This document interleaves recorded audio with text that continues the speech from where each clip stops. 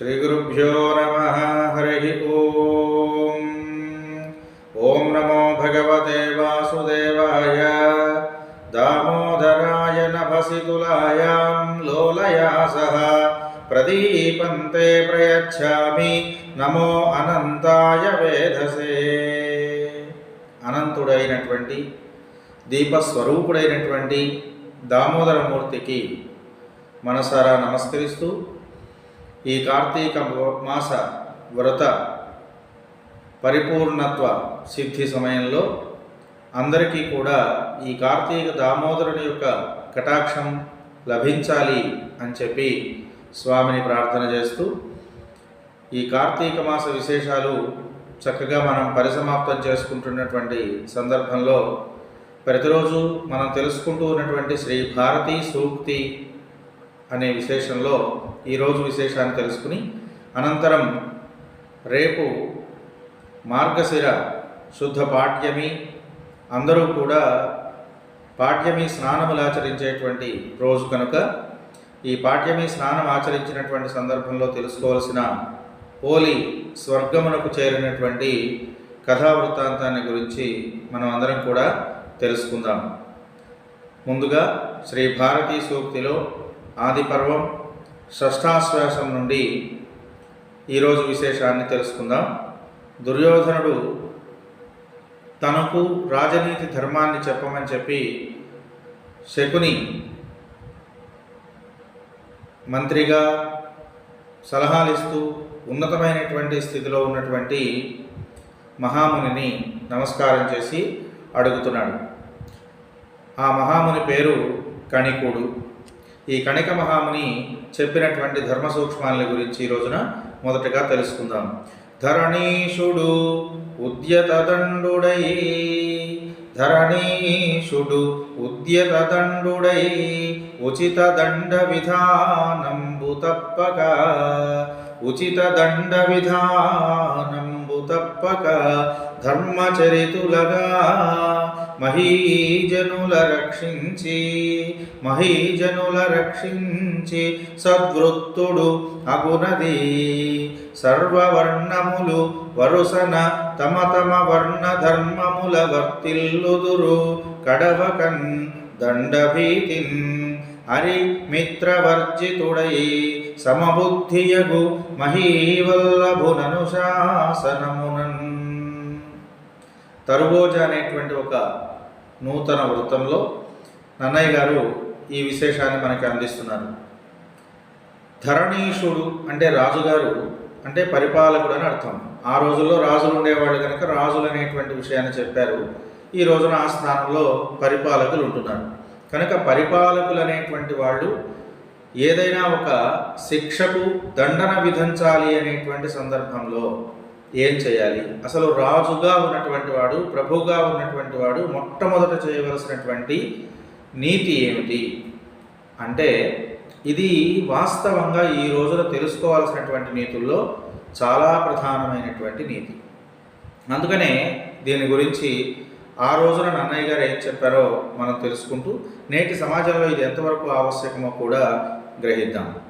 ధరణీషుడు ఉద్యత దండుడై ఉచిత దండ విధానంబు తప్పక. ఉద్యత దండుడు అంటే ఇక శిక్షించడానికి సిద్ధపడిపోయి దండాన్ని పైకి ఎత్తినటువంటి వాడు. ఉద్యత దండుడు అంటే దండాన్ని చేత్తో పైకి ఎత్తాడు, కొట్టడమే ఆలస్యం అన్నమాట. అలాంటి స్థితిలో ఉన్నప్పుడు ఎలా ఉండాలట? ఉచిత దండ విధానంబు తప్పక, ఉచితమైనటువంటి దండన విధించాలి. ఉచితమైనది అంటే డబ్బులు లేకుండా వచ్చేదని కాదండి. ఉచిత దండము అంటే ఆ సందర్భానికి ఏది తగినటువంటి శిక్షణమో అది ఇవ్వాలి. అతను చేసినటువంటి పొరపాటు ఏదో ఆ చేసినటువంటి నేరచరితుని యొక్క ఆ నేరపు స్థాయిని బట్టి ఆ సమయానికి అతనికి ఏది దండగా విధిస్తే సరి అయినటువంటి శిక్ష పడుతుందో అలాంటి దండనను విధించాలి. అలా విధించినటువంటి వాడు ధర్మచరితులగా మహీజనుల రక్షించి. ఎందుకు? పరిపాలకుడనేటువంటి వాడు దండన ఎందుకు వేయాలి? తన కుటుంబాన్ని విమర్శించారనో, తన వాళ్ళను తిట్టారనో, తనను తిట్టారనో, లేదా తనకు తెలిసిన వాళ్ళని ఏదో నిందించారనో, లేదా తన వాళ్లకు తన కుటుంబానికి తనకు అంటే ఇక్కడ స్వార్థము అని అర్థం. స్వార్థ చింతనతో కూడుకున్నటువంటి వాడై తనకు అపకారం చేసినటువంటి వాడి మీద పగ తీర్చుకోవడానికి తన యొక్క అధికారాన్ని ఉపయోగించుకోకూడదు. మహీజనులను రక్షించుటకై, మహీజనులను రక్షించడానికి మాత్రమే, అంటే ఈ భూమి మీద తన అధీనంలో ఉన్నటువంటి ప్రజలందరూ, తన పరిపాలనలో ఉన్నటువంటి ప్రజలందరినీ కూడా రక్షించడం కోసమే రాజు దండించాలి, అంతే తప్ప మరొకటి కాదు అని చెప్తున్నాడు. అట్లాగని తన వాళ్ళని తిట్టిన వాళ్ళని వదిలేయమనే అంటే ఆ ప్రజలలో తాను కూడా ఒకడు, అంతే తప్ప తన స్వార్థం కోసం మాత్రమే పనులు చేయకూడదు. అంటే ఇప్పుడు ఉదాహరణకు అతను వచ్చి ఏదో ఒక వ్యక్తిని, ఆ పరిపాలకుడుగా ఉన్నటువంటి వాడిని సూటిగా దగ్గరకు వచ్చి తిట్టడమో కొట్టడమో లేకపోతే మరొకటో చేశాడనుకోండి, అప్పుడు అతన్ని శిక్షిస్తే అది తన మీద తనకు స్వార్థ చింతనతో కూడుకున్న దండనం అవుతుంది. తనతో పాటు తన ప్రజానీకాన్ని మొత్తాన్ని, ఆ రాష్ట్రంలోనో ఆ దేశంలోనో ఉన్నటువంటి ప్రజలందరినీ కూడా ఇబ్బందుల పాలు చేస్తూ ఉన్నప్పుడు వాడిని శిక్షించడం అనేటువంటిది సరి అయిన పని. కనుక ఇలాంటి విషయాన్ని తెలుసుకోండి అంటున్నారు. మహీజనుల రక్షించి సద్వృత్తుడగునది, అలా గనక శిక్షిస్తే అంటే ప్రజల క్షేమాన్ని కోరుకుని శిక్షణ గనక ఇచ్చినట్లయితే, శిక్షించినట్లయితే, ప్రజాక్షేమమే పరమావధిగా దండన చేసినట్లయితే అదేమవుతుంది? సద్వృత్తి అవుతుంది, మంచి పని అవుతుంది, అతను చేయవలసినటువంటి ధర్మాన్ని ఆచరించినట్లుగా అవుతుంది. అలాంటి వాడే సద్వృత్తుడు అవుతాడు, మంచి పరిపాలకుడు అవుతున్నాడు అంటున్నాడు. సర్వవర్ణములు వరుసన తమ తమ వర్ణ ధర్మముల వర్తిల్లుదురు. ఎప్పుడు వర్ణాశ్రమ ధర్మాలను ఆచరించేవాళ్ళు. ఇక్కడ వర్ణాలు 4, ఆశ్రమాలు 4. వర్ణాలు ఆశ్రమాలు అంటే ఇక్కడ వర్ణములు 4, బ్రాహ్మణులు, క్షత్రియులు, వైశ్యులు, శూద్రులు అనేటువంటి వర్ణాలు. ఇలాంటి మాటలు ఇవాళ మాట్లాడితే కులాల గురించి మాట్లాడారు, మతాల గురించి మాట్లాడారు అని మాట్లాడే వాళ్ళే ముందుగా కుల ప్రస్తావన తీసుకొస్తారు. అసలు ఈ విషయాన్ని ఆలోచించం మనం, కానీ వింటూ ఉంటాం.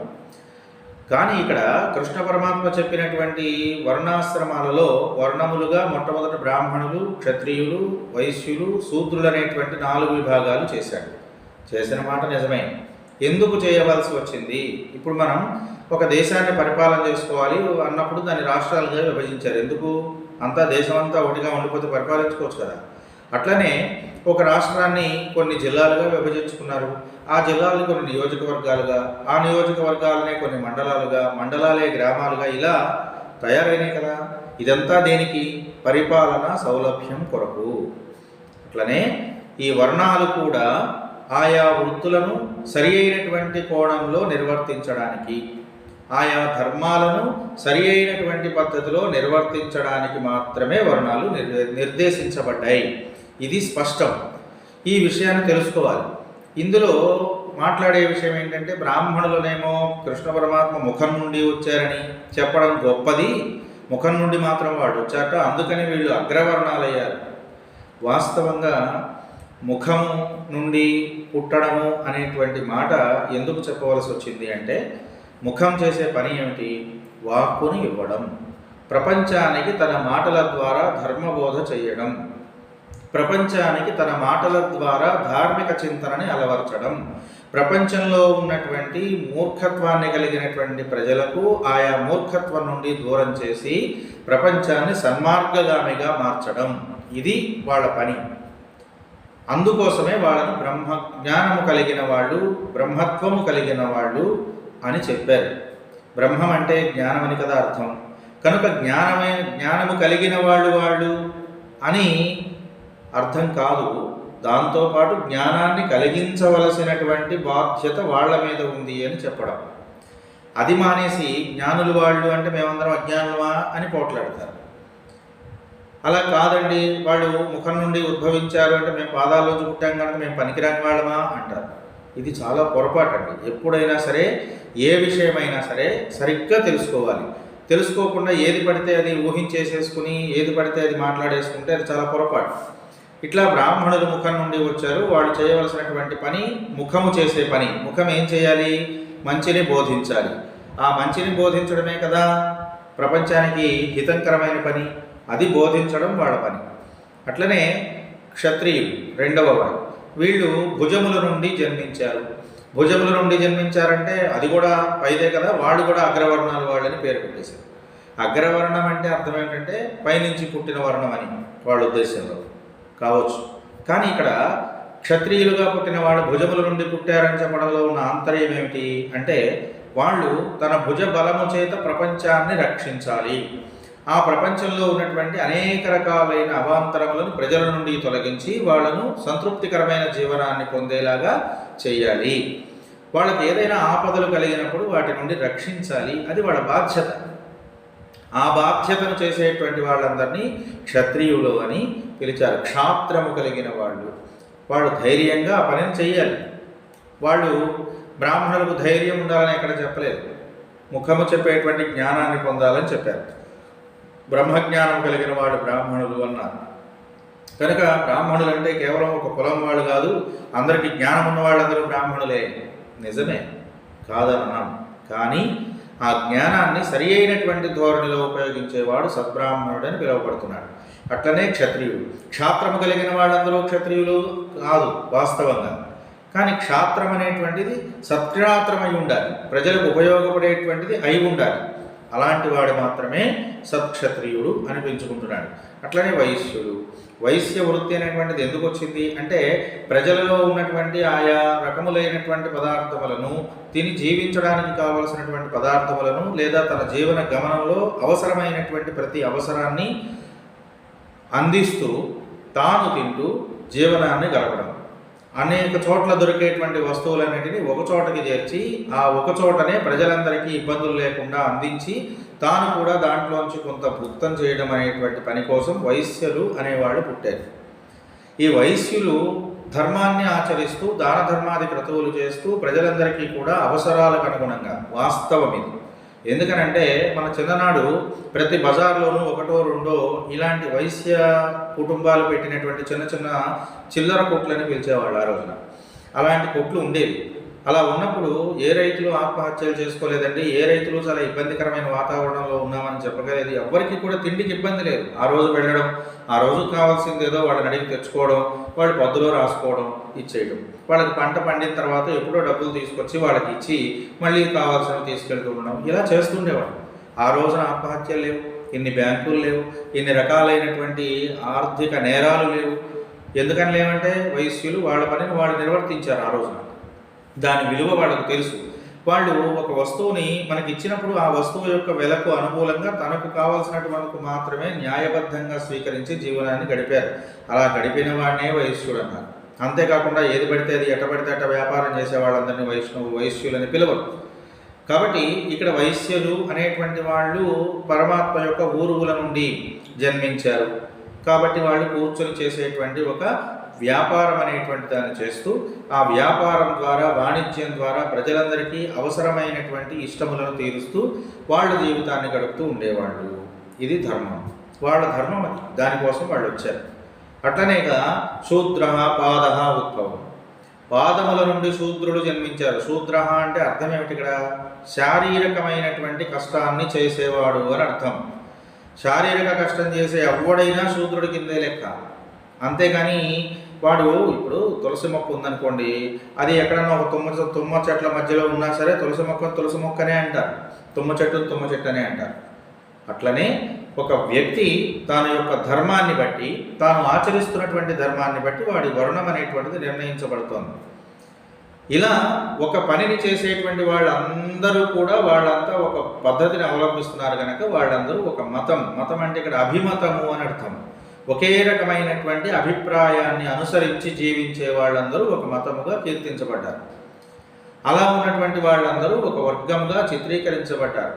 అలా చిత్రీకరించబడినటువంటి వాళ్ళలో జ్ఞానము అంటే జ్ఞానబోధ చేసేవాళ్ళు పరమాత్మ జ్ఞానాన్ని అందించేవాళ్ళు, లౌకిక జ్ఞానాన్ని అందించేవాళ్ళు, అలాగే పారమార్థికమైనటువంటి తత్వజ్ఞానాన్ని అందించేవాళ్ళు, ఇలా అనేక రకాలు ఉన్నారు.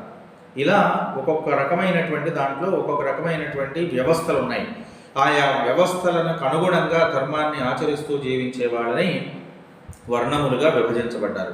అలాంటి వాటిలో శూద్ర అంటే కాయకష్టము చేత శరీరమును ఉపయోగిస్తూ ప్రజానీకానికి ఉపయోగపడేటువంటి జీవనం, అలాంటి దాన్ని చేసేవాళ్ళు అందరూ కూడా శూద్రులే. ఇక్కడ 5వ వర్ణం ఒకడు, పంచముడనొకడు ఇట్లాంటివన్నీ లేవండి. ధర్మాలు ఎక్కడ కూడా చెప్పలేదు. ఇలా ఎందుకు జరుగుతుంది అనంటే తనకు అవకాశం లేనటువంటి సందర్భంలో మనమందరం ఏం చేస్తున్నామంటే మన అవసరానికి అనుగుణంగా ఒకదాన్ని సృష్టిస్తున్నాం. అట్లా సృష్టించినటువంటిది కొత్తదవుతుంది. అలా సృష్టించబడినటువంటివి ఏవి కూడా శాశ్వతములు కావు. ఒక స్థిరమైనటువంటి పని ఆ కాయ కష్టం చేస్తూ ఇక్కడ కూడా చాలా విశిష్టత ఉన్నదండి. మనిషి జన్మించినప్పుడు ఎవడైనా సరే మొట్టమొదటగా జన్మించేటువంటి జన్మ శూద్ర జన్మయే. నేనైనా ఇంకొకళ్ళైనా శూద్రుడుగా మానవుడుగా పుట్టాడు వాడు అంటే మొట్టమొదటగా మానవుడు శూద్రుడిలోనే పుడతాడు. అలా పుట్టినటువంటి వాడు ఆ శూద్రంలో ఆ జన్మలో కాయ కష్టాన్ని చేసి ప్రజలందరికీ ఉపయోగపడి కొంత పుణ్యాన్ని సంపాదించుకుంటే ఆ పుణ్య ఫలం చేత వాడు ప్రమోషన్ పొంది ఆ శూద్రులలోనే కొంచెం డబ్బులు ఉన్నవాడుగా, ముందు కూలిగా, తర్వాత వ్యవసాయం చేసేటువంటి వాడుగా, ఆ తర్వాత యజమానిగా అలా పొందుతుంది. ఒక్కొక్కటి పెరుగుతూ ముందుకెళ్తున్నాడు. అట్లా పెరిగి ఆ శూద్ర జన్మలో ఉన్నటువంటి ఆ కాయ కష్టాన్ని, దాంట్లో ఉన్నటువంటి మర్మాన్ని, దాంట్లో ఉన్నటువంటి అన్ని రకాలైనటువంటి అనుభవాలను పొందిన తర్వాత వాడు ముందు కూలి చేసినటువంటి వాడు తర్వాత కూలి చేయించేవాడుగా మారుతున్నాడు. అలాగే ఒక తాపీ పని ఉందనుకోండి, తాపీ పనికి వెళ్ళినటువంటి కూలి కొన్నాళ్ళు వాడు ఆ పని చేసిన తర్వాత మేస్త్రిగా మారుతున్నాడు కదా. అట్లానే ఇది కూడా శూద్రుడిగా ఉండి కాయ కష్టం చేసినటువంటి నేను లేదా నాలాంటి వాళ్ళు ఎవరైనా సరే మానవులుగా పుట్టిన వాళ్ళు కాయ కష్టాన్ని చేసి పూర్వజన్మలలో ఉన్నటువంటి ఆ కర్మ ఫలాలకు సంబంధించినటువంటి దుర్వాసనా ఫలాన్ని మొత్తాన్ని వదిలేసుకుని కాయ కష్టం చేయడం ద్వారా, ఈ శరీరాన్ని కష్టం చేయించడం ద్వారా, శుష్కింప చేయడం ద్వారా అందులో ఉన్నటువంటి మాలిన్యాన్ని తొలగించుకొని మనస్సుని శుద్ధపరచుకోవాలి. అలా మనస్సుని శుద్ధపరచుకోవడం అనేటువంటి దాన్ని అలవాటు చేసుకుంటున్నాం వ్యవసాయం అనేటువంటి ఒక పని ద్వారా. కాయ కష్టం అనేటువంటి పని ద్వారా ఏది అవసరం లేదో దాన్ని తొలగించుకుంటూ శుద్ధమైనటువంటి భూమిని ఎలా తయారు చేస్తున్నారో, ఒక వస్తువుని ఎలా శుద్ధంగా తయారు చేస్తున్నారనే విషయాన్ని తెలుసుకుంటూ అలా ప్రకృతిలో ఉన్నటువంటి వివిధ రకాల వస్తువులను శుభ్రపరచడం అనేటువంటి పనిని ఎవరు చేస్తున్నారు? శూద్రులే చేస్తున్నారు. అలా చేయడం ద్వారా ఏం శుద్ధి చేసుకుంటున్నారు అంటే శరీరాన్ని శుద్ధిపరచుకుంటున్నాం మనం అందరం. అలా శుద్ధి పొందినటువంటి ఆ శరీరం ద్వారా తరువాత జన్మలో వాడు క్షత్రియుడు అవుతున్నాడు. వాడు చేసినటువంటి ఆ పుణ్యకర్మముల యొక్క ఫలితాన్ని బట్టి అలా క్షత్రియుడుగా జన్మించి పరిపాలన చేస్తూ అక్కడ ధర్మాన్ని ఆచరించి ఆ ధర్మం ద్వారా అనేక రకాలైనటువంటి దానములు మొదలైనవి చేస్తూ ప్రజలందరినీ హింసించకుండా, పీడించకుండా పరిపాలన చేస్తూ వాళ్ళ క్షేమాన్ని కోరుకుంటూ కనుక ఉన్నట్లయితే వాడు తరువాత కూర్చుని తినేటువంటి వైశ్య జన్మకు వస్తున్నాడు. అంతకుముందు వాడు పండించి అందరికీ పెట్టాడు. ఆ తర్వాత పండించేవాడుగా జన్మించాడు. అలా జన్మించి వాడు పండించినటువంటి పంటను 10 మందికి దానములు చేయడం, ఉన్నతమైనటువంటి స్థితిని పొందడం ద్వారా కూర్చుని 10 మంది చేసినటువంటి ఆ పంట యొక్క ఫలాన్ని తీసుకుని దాని ద్వారా వ్యాపారం చేస్తూ తాను జీవించేటువంటి ఒక వైశ్య జన్మనెత్తుతూ అందులో పరమాత్మకు దగ్గరగా భక్తి ప్రపత్తులు కలిగి అలాంటి విశేషాలు పొందుతూ దాన ధర్మాలు చేస్తూ యజ్ఞ యాగాదులు చేయిస్తూ తాను చక్కగా ఉన్నతమైనటువంటి వాడుగా జీవించి పిదప బ్రాహ్మణుడుగా జన్మిస్తున్నాడు. ఈ బ్రాహ్మణుడుగా జన్మించడం అంటే వాడు స్థాయి పెరిగింది. ఎలా పెరుగుతోంది? కాయ కష్టం చేశాడు, శరీరానికి ఉన్న మాలిన్యాన్ని తొలగించుకున్నాడు, రాజధర్మాన్ని అనుసరించాడు, బుద్ధిని మలినం నుంచి బయటికి తీసుకొచ్చుకున్నాడు. తర్వాత వైశ్యుడిగా స్థిమితమైనటువంటి ఒక జీవనాన్ని పొందాడు. అక్కడ మనస్సులో అధర్మం అనేటువంటి దాన్ని తొలగించుకొని ధర్మబద్ధమైనటువంటి రీతిలో వ్యాపారం చేస్తూ మనస్సుని కొంత శుద్ధి చేసుకుంటున్నాడు ప్రాకృతికమైనటువంటి ధర్మాలను ఆచరించడం ద్వారా. అలా ఆచరిస్తూ మనస్సును శుద్ధి చేసుకోవడానికి ప్రయత్నం చేశాడు. అలా శుద్ధి అవుతున్నటువంటి మనస్సు పరమాత్మను చేరడం ఎలాగో తెలుసుకునేటువంటి బ్రాహ్మణ జన్మకు వచ్చాడు. అలా వచ్చినటువంటి వాడు బ్రాహ్మణులలో ముందు ప్రపంచానికి ఉపయోగపడేటువంటి అనేక రకాల విషయాలు చెప్పేవాడుగా, దాన ధర్మాదులు తీసుకునేవాడుగా ఇలా బ్రాహ్మణులలోనే అనేక రకాలైనటువంటి శాఖలను దాటుకుంటూ ముందుకొచ్చి పరమాత్మకు ఆరాధన చేసేటువంటి ఒక జన్మను పొందుతున్నాడు. అలా పరమాత్మకు ఆరాధన చేసి పరమాత్మకు అన్నం పెట్టేటువంటి స్థాయికి వచ్చి అర్చనాదులు చేస్తూ ఆ అర్చనా ఫలాన్ని ప్రపంచానికి అందరికీ కూడా అందిస్తూ పరమాత్మ యొక్క విశేషాన్ని, లీలా సంబంధమైనటువంటి యొక్క పరిస్థితులను ప్రపంచానికి తెలియజెబుతూ ఇవన్నీ కూడా అశాశ్వతములైనవి, శాశ్వతుడు పరమాత్ముడు ఒక్కడే అనేటువంటి ఒక విషయాన్ని ప్రపంచానికి తెలియజెప్పడమే పనిగా పుట్టినటువంటి వాడు కనుక బ్రాహ్మణుడు అయ్యాడు. ఇన్ని శూద్ర జన్మ నుంచి ఇన్ని జన్మలలో ఉండినటువంటి జ్ఞానం అంతా వాడు పొంది పొంది పొంది పొంది పొంది పొంది అక్కడ దాకా వచ్చాడు. కనుకనే బ్రాహ్మణులు సత్వగుణ సంపన్నులుగా ఉండండి, వాడికి రజోగుణం పనికిరాదు, తమోగుణం పనికిరాదని చెప్పిన కారణం. కాబట్టి ఇన్ని జన్మలెత్తినటువంటి వాళ్ళ యొక్క వర్ణాశ్రమములంటే అవి. వాళ్ళు ఆచరించవలసిన ధర్మాన్ని వాళ్ళు ఆచరించాలి. కానీ వాళ్ళు ఏం చేస్తున్నారు? బ్రాహ్మణులందరూ దేవాలయంలో అర్చకత్వం చేయండి అయ్యా, చక్కగా దేవుడిని ఆరాధన చేయండి అయ్యా అంటే వాడికి ఆరాధన చేస్తే జీవించేటువంటి స్థితి సమాజంలో లేదు, వాడు జీవనం గడిచేటువంటి స్థితి లేదు, కనుక వాడు ఆ పని చేయట్లేదు. పరిపాలకులందరూ కూడా సరి అయినటువంటి రీతిలో పరిపాలన చేస్తే వాడికి జీవనానికి మనుగడ లేదు, కనుక ఆ పరిపాలన కూడా అస్తవ్యస్తంగా చేస్తున్నారు. అట్లనే వయస్సులు వ్యాపారం చేసేటువంటి పరిస్థితులు సరిగ్గా లేవు, ఎందుకంటే అందరూ వ్యాపారస్తులుగా మారుతున్నారు. అట్లనే శూద్రుడు శూద్రత్వాన్ని పొంది శారీరకమైనటువంటి కష్టాన్ని చేసే పరిస్థితి వాడికి లేదు. ఎందుకని అంటే ప్రకృతి వైపరీత్యముల వలన అనేక రకములైనటువంటి ఇబ్బందులు వాటికి రావడం వల్ల శారీరక కష్టం చేసి జీవించేటువంటి అవసరము, ఆవశ్యకత, దానికి తోడు ఆ స్థితి వాళ్ళకు ఉండట్లేదు. కనుక ఎవరి వర్ణాశ్రమ ధర్మాలని వాళ్ళు ఆచరించడం లేదు.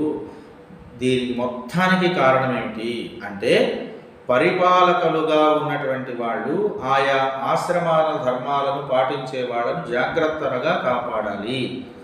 ఈ పని నాది, నా పనిని నేను చెయ్యకపోతే నన్ను నియంత్రించేటువంటి వాడు ఒక ప్రభువు ఉన్నాడు, పైన నియంత్రించేటువంటి వాడు ఒకడు ఉన్నాడనేటువంటి భయం ఉన్నప్పుడే ఎవరి ధర్మాలను వాళ్ళు సరిగ్గా ఆచరిస్తారు. ఆచరించడం గొప్ప కాదండి, సరిగ్గా ఆచరించడం గొప్ప. ఉపాధ్యాయుడు పాఠం బోధించాలి. పాఠం చెప్పడం అంటే, విద్య నేర్పడం అంటే ఏమిటిది? వాడి మనస్సులో మార్పును తీసుకురావడమే కదా. మార్పు ఎప్పుడూ కూడా మనస్సులో తీసుకురావడమే విద్య యొక్క పరమావధి. ఆ మనస్సు కఠినంగా ఉన్నటువంటి మనస్సును సులభతరం చేయడం విద్యలో పరమావధి. అనేక రకములైనటువంటి కక్షలు కార్పణ్యాల చేత నిండి ఉన్నటువంటి మనస్సుని మార్పు చేసి సత్వగుణ సంపన్నత వైపు మరల్చడమే విద్య యొక్క పరమావధి. ఇట్లా ఈ విద్యా సంబంధమైనటువంటి విషయాలను ఉపాధ్యాయులు బోధించాలి. అట్లనే ఉద్యోగస్తులు ఎవరైనా ఉంటే వాళ్ళ ధర్మాలను వాళ్ళు పాటించాలి. వాళ్ళకు పైన ఎత్తునున్నటువంటి వాడు నీతిమంతుడై ఉండి సరి అయినటువంటి పద్ధతి కలిగిన వాడు అయి ఉంటే ఖచ్చితంగా ఈ పని చేసేటువంటి వాళ్ళందరికీ భయం ఉంటుంది. అలాంటి భయాన్ని ఏ రాజు అయితే కలిగించగలుగుతున్నాడో, ఏ పరిపాలకుడైతే కలిగించగలుగుతున్నాడో ఆయన ఉత్తముడైనటువంటి పరిపాలకుడు అవుతున్నాడు. ఇలా దండన విధించేటువంటి క్రమంలో తప్పు చేసిన వాడు మిత్రుడా శత్రువా అని ఆలోచించకుండా అరి మిత్రవర్జితుడై, శత్రువులా మిత్రుడా అని చూడకుండా శిక్షించాలి. తప్పు చేసిన వాళ్ళు ఎవరైనా సరే శిక్షార్హులే అనేటువంటి భావాన్ని అమలు చేయగలిగిన వాడు, చెప్పేవాడు కాదండి, సభల్లో మీటింగులు పెట్టి సభల్లో మాట్లాడేటువంటి వాడు కాదు, అమలు చేయగలిగినటువంటి వాడు, ఆచరణాత్మకంగా దీన్ని స్వీకరించగలిగిన వాడు నిజమైనటువంటి పరిపాలకుడు అవుతూ సమత్వ బుద్ధిని కలిగినటువంటి వాడుగా కీర్తించబడుతున్నాడు.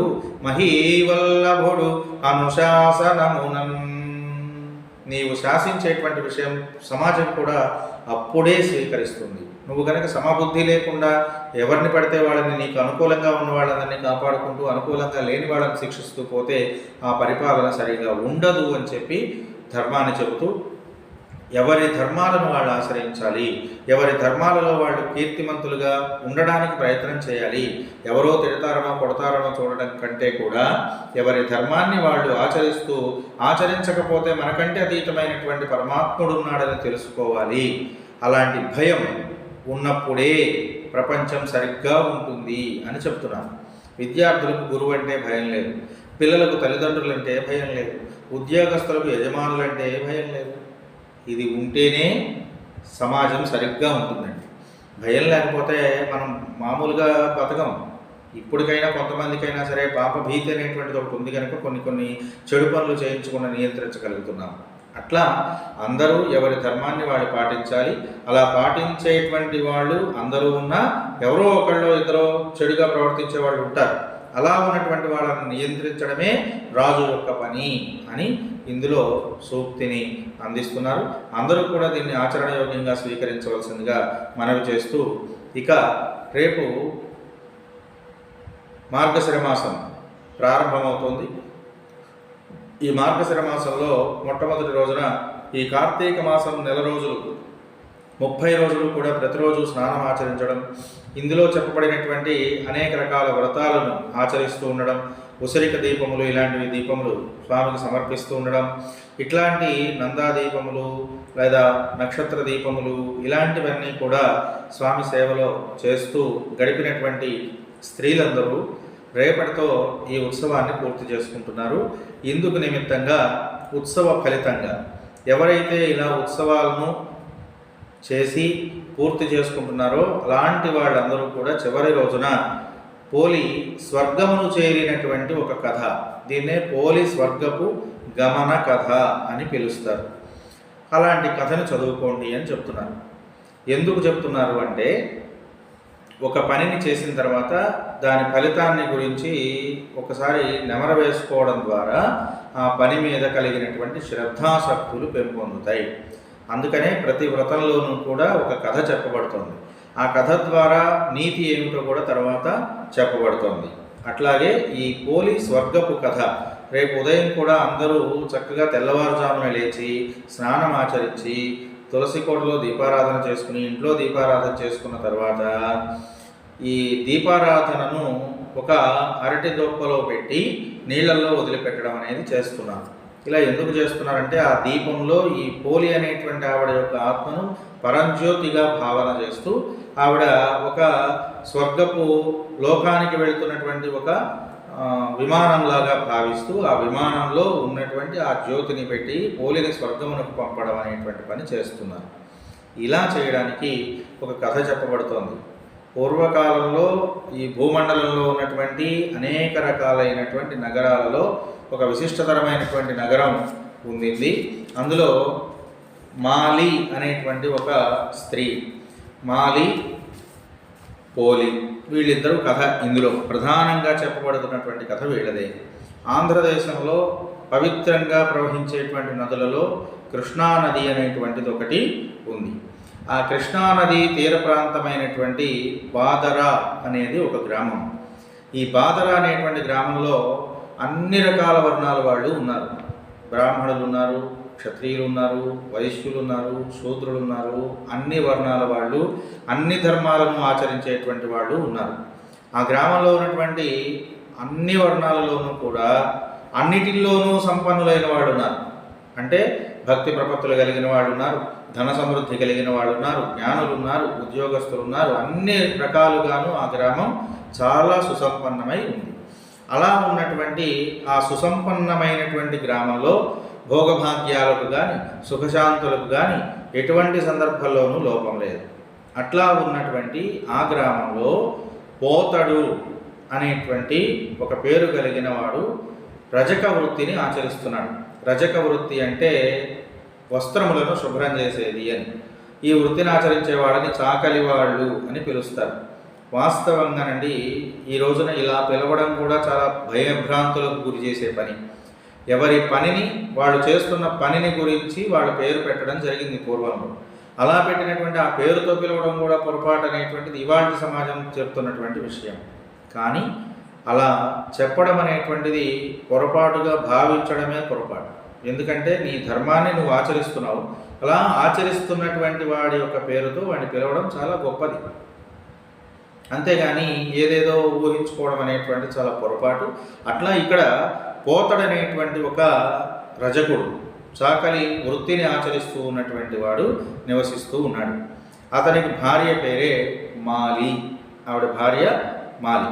ఆ భార్య చాలా క్రూర స్వభావం కలిగింది. అంటే మన భాషలో మనం చెప్పుకోవాలంటే గయ్యాళి అని పిలుస్తాం కదా, అది అలాంటి గయ్యాళితనాన్ని కలిగి ఉన్నది మాలి. అయితే ఈ పోతడు పాపం చేసేటువంటి వృత్తి చాలా ఇబ్బందికరమైనటువంటి జీవనాన్ని ఇచ్చేది. కనుక అలాంటి వృత్తిలో అన్ని రకాల ఇళ్లకు వెళ్ళడం, అక్కడ ఉన్నటువంటి వస్త్రాలను శుభ్రం చేయటం, ఏదో వచ్చినటువంటి దాంతో జీవనాన్ని గడుపుతూ చాలా పేదవాడై జీవితాన్ని గడుపుతున్నాడు. అలాంటి వాళ్ళిద్దరికీ కూడా ఒక 4 కుమారులు ఉన్నారు. ఆ 4 కుమారులు కూడా చక్కటి కుమార్తెలను చూసి పెళ్ళిళ్ళు చేశారు. ఇలా పెళ్ళిళ్ళు కూడా అయిపోయాయి. కోడళ్ళు కూడా అదృష్టవంతులకు అలాగే వస్తుంది కదా. అలా వచ్చినటువంటి వాళ్ళలో ముగ్గురు కుమారులకు వచ్చినటువంటి భార్యలు ముగ్గురు కూడా అత్తగారికి సరిపోయిన వాళ్ళే. అంటే వీళ్ళు కూడా చాలా గయ్యాలి వాళ్ళు. కనుక ఏమవుతుంది, వాళ్ళు వీళ్ళు ఒకటిగా ఉండేవాళ్ళు, అత్తగారును ఈ ముగ్గురు కోడళ్ళు. ఇలా జీవితాన్ని గడుపుతున్నారు. 4వ కోడలి పేరే పోలి. ఆవిడ పేరు పోలి అని పిలువబడుతోంది. ఆమె పేరు పోలమ్మ. అయితే ఆవిడని పోలి పోలి అని పిలుస్తారు. అయితే ఈ పోలి చాలా దైవభక్తి కలిగి, పరమాత్మ యందు మనస్సు లగ్నం చేసుకుని, సాధు స్వభావాన్ని కలిగి, ఎప్పుడూ దైవ చింతన కలిగి, దేవుణ్ణి ఆరాధిస్తూ, దేవుణ్ణి నమ్ముతూ జీవితాన్ని గడుపుతుంది. అత్తగారు మిగతా ముగ్గురు తోడుకోడళ్ళు కూడా దైవ చింతన లేదు, ధర్మ కార్యాసక్తి లేదు, ఏమీ లేదు. ఎలా జీవితాన్ని గడుపుతున్నారు. అయితే ఒకానొక సందర్భంలో ఈ కార్తీక మాసం వచ్చింది. కార్తీక మాసం వస్తే ఏం చేస్తారండి, అందరూ కూడా కార్తీక మాసం వ్రతం చేయడం ప్రారంభం చేస్తారు. చాలామంది చేస్తారు ఈ వ్రతాన్ని.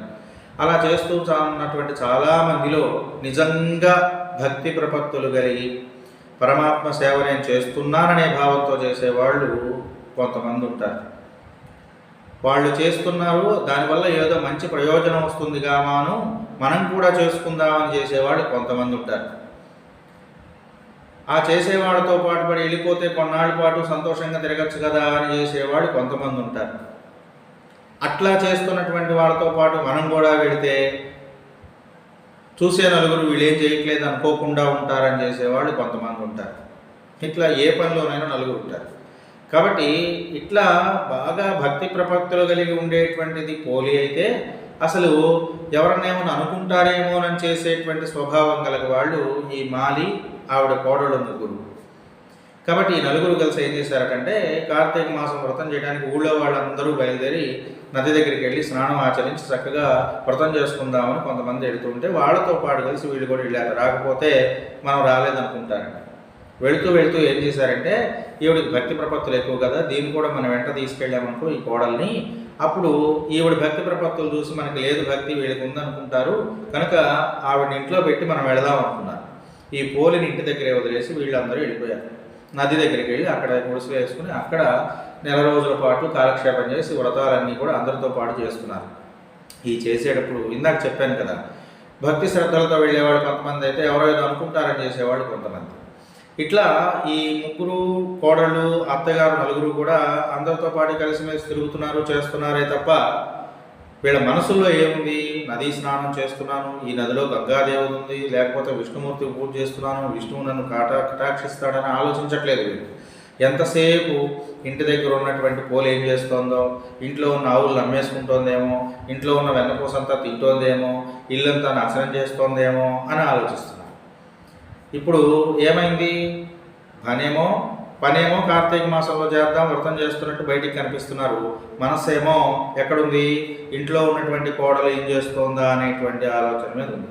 మనం ప్రపంచంలో చాలామంది ఇలాగే ఉన్నారండి, పని చేస్తారు కానీ మనసు లగ్నం చేసి చెయ్యరు. కాబట్టి శ్రద్ధయా దేయం అని చెప్తుంది శాస్త్రం, శ్రద్ధతో చేయాలి ఏ చేసినా సరే. ఈ నలుగురు కూడా ఇట్లా నెల రోజులు కాలక్షేపం చేసేశారు. కోడలు ఇంట్లో ఉన్నటువంటి పోలి పాపం చాలా బాధపడుతూ బయటికి వెళ్ళడానికి వీల్లేక ఇంట్లో ఉన్నటువంటి బాధరబందీలన్నీ కూడా చేసుకుంటూ ఏదో జీవితాన్ని గడుపుతోంది. అలా చేసుకుంటున్నటువంటి ఆ పోలి నెల రోజులు ఇంట్లోనే ఏదో కుండలో ఉన్నటువంటి నీళ్లు, చల్లనీళ్ళు స్నానం చేసి చేతనైనంతలో ఇంట్లో మజ్జిగ చిలకాలి కదా, మజ్జిగ చిలికిన తర్వాత కవ్వానికి మిగిలిపోయినటువంటి వెన్న, మిగిలిపోయింది ఎందుకండి, వెన్న శుద్ధ వస్తుంది కదా ఆ రోజు తీసుకోవచ్చు అనుకోవచ్చు, కానీ ఆవిడ మళ్ళీ వచ్చి లెక్క పెడుతుంది కదా, ఈరోజు పాలు ఎన్ని వచ్చినాయి, దాంట్లో వెన్న ఎంత వచ్చిందని. అందుకని ఆ కోడలికి భయం. కాబట్టి ఆవిడ ఏం చేసింది, కవ్వానికి మిగిలిపోయి ఉన్నటువంటి ఆ కొద్దిగా ఆ వెన్నను తీసి ఆ వెన్నతో పాటు తను కట్టుకున్నటువంటి చీర చెంగులోంచి కొంచెం చిన్న ముక్కని చింపి అక్కడ వేసి దాంట్లో నూనె దీపాన్ని పెంచి చక్కగా దీపం వెలిగించి పరమాత్మను ప్రార్థన చేసుకుంటుంది. ఇలా నెల రోజులు చేసి చివరికి ఈ పోలి ఆ వ్రతాన్ని ఉద్యాపనం చేస్తోంది. కార్తీక మాస వ్రతాన్ని పూర్తి చేసింది ఆ రోజున కూడా. ఇలా చేస్తూ చివరికి వచ్చిన తర్వాత, పరమాత్మ నీకు నేను ఇంతకంటే సేవ చేయలేకపోతున్నానయ్యా, జగదీశ్వరుడు అయినటువంటి నీవే నా కష్టాన్ని తెలుసుకో, నాకు ఇక వేరే దిక్కు లేదు, నా అత్తగారు మిగతా తోడుకోడళ్ళు ఎవరూ నాకు సహకరించట్లేదు, కనుక నేను బయటికి వెళ్ళి నదిలో స్నానం ఆచరించి దేవాలయాలకు వెళ్ళి నిన్ను దర్శించి ఇలాంటి పనులు చేయలేక ఇంట్లోనే చేసుకుంటున్నానయ్యా. ఆ రోజు గాని గజేంద్రుడు నీవే తప్పని తప్పరంబు ఇరుగన్ మన్నింపందగు దీనుమిన్ రావే ఈశ్వర కావవే వరద అని ప్రార్థించినట్లు ఈవిడ కూడా ప్రార్థించింది. ఎప్పుడైతే ఇలా ప్రార్థించిందో మహావిష్ణువు, కార్తీక దామోదరుడైనటువంటి మహావిష్ణువు లక్ష్మీదేవితో చెప్పాడు, అదిగో ఆ భక్తురాలు చూడు ఎంత శ్రద్ధాభక్తులతో నన్ను ఆరాధన చేస్తుందో అని అనుకుని ఈ కార్తీక మాసం 4 రోజులు చేసినటువంటి ఆ పుణ్య ఫలం చేత ఆవిడకు స్వర్గలోకాన్ని దేహంతో సహా ఇవ్వాలి అని అనుకున్నాడు. మామూలుగా చనిపోయిన తర్వాత ఆత్మ మాత్రమే స్వర్గానికి చేరుతుంది పుణ్యాత్ములందరికీ, కానీ ఈవిడికి దేహంతోనే ఇవ్వాలనుకున్నాడు. అక్కడకు ఆయన ఏం చేశాడంటే తన దగ్గర ఉన్నటువంటి ఆ వందిమాగదులందరూ ఉంటారు కదండి, వాళ్ళలో సుశ్రేవుడు అనేటువంటి ఆయన పిలిచి నువ్వు వెళ్ళి ఆ పోలిని విమానంలో ఎక్కించుకొని దేహంతో సహా ఇక్కడికి తీసుకురా అన్నాడు. ఆయన ఇంటికి వెళ్ళాడు. అమ్మ, నీవు చేసినటువంటి వ్రత పుణ్య ఫలం చేత మహావిష్ణువు నీకు స్వర్గాన్ని కలిగించాలని అనుకున్నారు, నువ్వు వచ్చి విమానంలోకి రమ్మన్నాడు. ఇంట్లోనే ఉండి ఇవన్నీ చూస్తున్నటువంటి మామగారు, ఆ పోలికి ఉన్నటువంటి భర్త ఇద్దరు కూడా చాలా సంతోషించారు. పోన్లే సుఖప్రాప్తి కలుగుతుంది ఇన్నాటికి అని అనుకున్నారు వాళ్ళందరూ. అలా అనుకుంటున్నటువంటి క్రమంలో అప్పుడే వ్రతాన్ని పూర్తి చేసుకొని 4 ఇంటికి వచ్చేశారు. ఈ వస్తున్న వాళ్ళు 4 వస్తూనే ఏం చూశారు, విమానంలో స్వర్గలోకానికి వెళుతున్నటువంటి పోలి యొక్క విశిష్టతను గురించి తెలుసుకుంటూ వచ్చారు. దారిలో రాగానే ఎదురుగ్గా విమానం ఎక్కుతూ కనిపించింది. వెంటనే ఈ అత్తగారు ఆవిడతో పాటు మనం కూడా స్వర్గానికి వెళ్ళిపోదాం అనుకుని గబగబా వచ్చేసి ఆ పోలి కాళ్ళు పట్టుకుంది. పరమాత్మ చూడండి, ఇలా ఉంటుంది భగవంతుడి యొక్క లీల. ఏది నాకు పనికిరాదనుకొని వదిలిపెడతామో దాని దగ్గరికి మనల్ని తీసుకెళ్తాడు. ఆ కోడల్ని వదిలేసి వాళ్ళందరూ వెళ్ళిపోతే ఆ కోడలి కాళ్ళు పట్టుకునేలాగా చేశాడు పరమాత్మ ఈ మాలి చేత. మాలి ఆవిడ కాళ్ళు పట్టుకొని వేళ్లాడుకుంటున్నాడు, స్వర్గానికి వెళదాం పైకి వెళదాం. అలా కాళ్ళు పట్టుకుంటున్నటువంటి ఆ అత్తగారి కాళ్ళు మిగతా 3 ఒకళ్ళు పట్టుకున్నారు. అలా ఒకళ్ళ కాళ్ళు ఒకళ్ళు పట్టుకొని 4 వేళ్లాడుతూ ఆకాశం అలా ఎగురుతూ పోతుంటే అందరూ చూసి విచిత్రంగా చూస్తున్నారు, ఇదేంటి ఇలా జరుగుతుంది అని. ఇలా చూసి అందరూ నవ్వుకుంటూ ఉన్నటువంటి సమయంలో పోలినేమో చాలా పొగుడుతున్నారు, ఈ అత్తగారిని మిగతా 3 కోడల్ని విమర్శిస్తూ అందరూ చూస్తున్నారు. ఈ సమయంలో వచ్చినటువంటి సుశ్రవుడు ఈ విషయాన్ని తెలుసుకుని వీళ్ళు 3 తోడుకోడళ్ళు అత్తగారు 4 కూడా ఈవిడిని చాలా బాధ పెట్టారు. అందుకనే మహావిష్ణువు ఈవిడ యొక్క భక్తి ప్రపత్తులకు మెచ్చుకొని స్వర్గాన్ని కలిగించాలనుకున్నాడు. వీళ్ళని తీసుకెళ్ళడం సరి అయిన పద్ధతి కాదనుకుని ఆ చేతులు, కాళ్ళు పట్టుకున్నటువంటి చేతులు ఏవైతే ఉన్నాయో ఆ 2 చేతుల్ని కూడా ఖండించాడు తన దగ్గర ఉన్నటువంటి ఖడ్గం చేత. అలా ఎప్పుడైతే ఆ చేతులు తెగిపోయాయో ఆ మిగతా 4 కూడా నేల మీద పడిపోవడం, ఆ పోలి స్వర్గానికి వెళ్ళడం జరిగింది.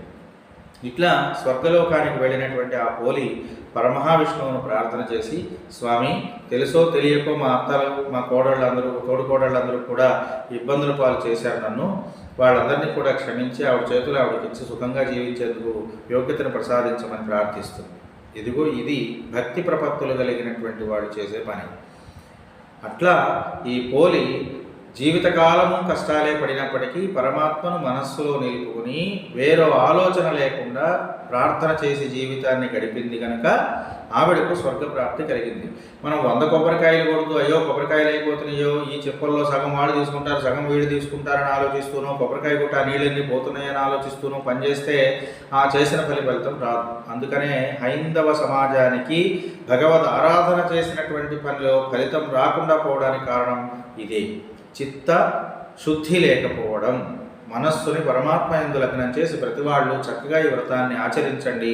ఇలా ఆచరించినటువంటి ప్రతి వాళ్లకు కూడా పరమాత్మ యొక్క సాయుధ్యాన్ని లభించి ఉన్నతమైనటువంటి గతులు కలుగుతాయి అని చెప్పి ఈ కార్తీక పురాణంలో చివరగా చెప్పినటువంటి పోలి స్వర్గమునకు పోయినటువంటి కథ, వైకుంఠాన్ని చేరినటువంటి కథను పరిసమాప్తం చేస్తున్నారండి. ప్రతి వాళ్ళు కూడా చక్కగా రేపు ఉదయాన్నే ఒక అరటి పొదలో నీటిలో దీపారాధనను వదిలిపెట్టి పోలిని మనస్సులో తలుచుకుని వైకుంఠ ద్వారములు మాకు కూడా లభించుగాక అని మహావిష్ణువుని ప్రార్థన చేసి కార్తీక మాసం యొక్క ఫలితాన్ని అందరూ పొందుతారని ఆకాంక్షిస్తూ కార్తీక దామోదర స్వామి యొక్క మంగళాశీస్సులు మీ అందరికీ ఉండుగాక అని మనసారా కోరుకుంటూ ఈ విషయాన్ని ఇంతటితో ముగిస్తున్నాను. స్వస్తి సర్వేషాం సమస్త సన్మంగళాని భవంతు. లోకాః సమస్తాః సుఖినో భవంతు. స్వస్తి.